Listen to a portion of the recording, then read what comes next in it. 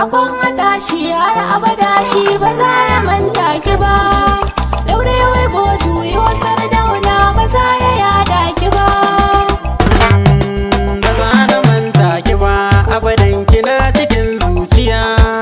Ki mun halacci kwarai hakika, ba za na manta ki ba tabbas. Ba za ya manta ki ba, abadan kina cikin zuciya.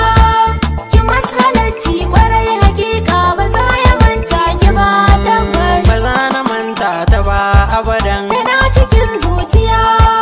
ta mun halacci kwarai hakika. Ba za ka manta ta ba tabbas.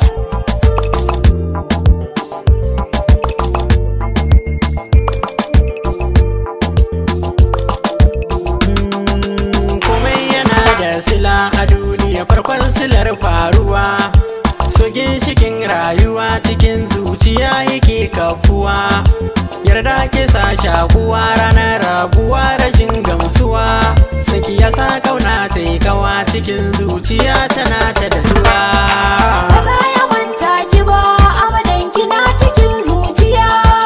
Ki mas halacci kwarai hakika, ba za ya manta ki ba tabbas. Rashin masoyi na gaskiya zuciya take tutuwa.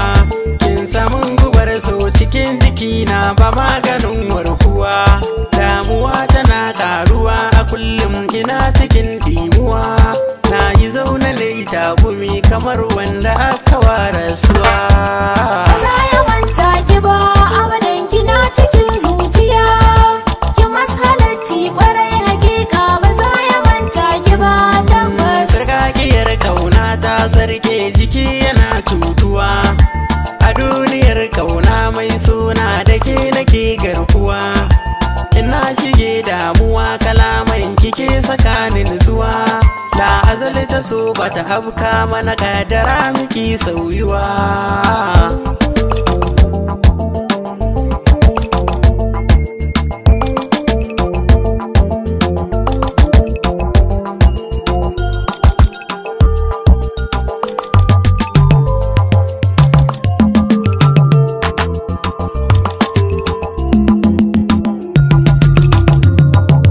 Ba za ya manta ki ba, abadan kina cikin zuciya.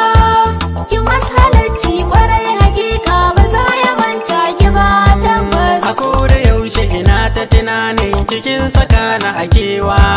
Kyawun halinki da kyawun fuskar ki su nake ta tunawa.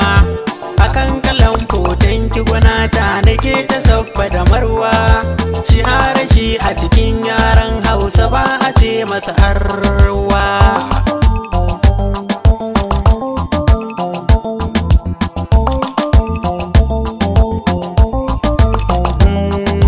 Mai hankali yar gidan tarbiyya, farat ya san kowa. Abinda yau ni nake ji akan ki, na rasa wa zan faɗawa. Ina rasa ki a wannan duniya, ni ma sai na zama gawa. Kaunar da nake miki a raina, da ita zani kushewa. Ba za ya manta ki ba, abadan kina cikin zuciya. Ki mas halacci kwarai hakika, ba za ya manta ki ba tabbas. Na ɗauki alkawali akan ki, ni ba na yadawa. A koya ya kike tauna, yarda da ki zan yi zaunawa. Ki so ni yanda na so ki, sirin juna mi yi goyewa. Ba za na bar ki ba ko da wasa, inda ina raye wallahi har mana yi rantsewa.